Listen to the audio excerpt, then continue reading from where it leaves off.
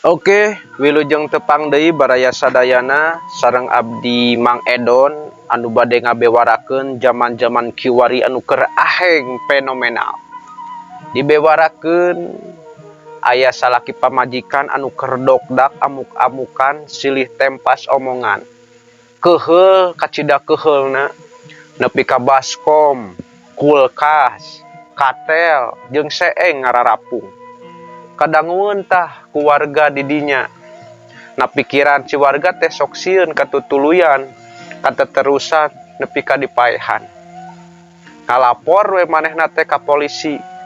Teu kungsi lila torojol polisi misahkeun salaki pamajikan anu keur dokdak tadi. Bari nanya, "Ceuk, kunaon ieu ceuk?" "Tuh tingali, salaki aing kapanggih salingkuh jeung awewe anu lian." "Tah ieu cetanana pa polisi tingali." Anu eusi cetana teh, "Aa, kumaha rasana goyangan abi?"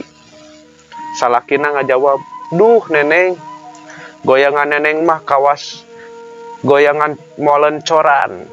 Komo deui ari rasa mah. Rasa martabak, rasa keju."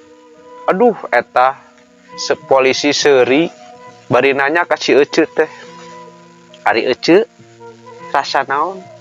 "Rasa cingcau," cenah.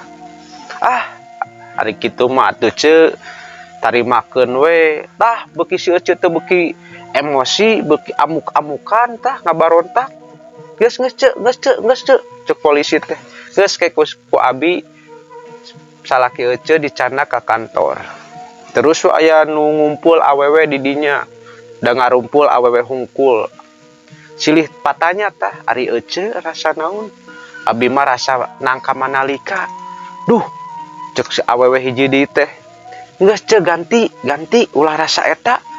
Hayang disalingkuhan maneh tuh si ece itu ge rasa es cincau disalingkuhan. Ah, moal baleg ieu mah." Sekian bewarana, salam walileuh.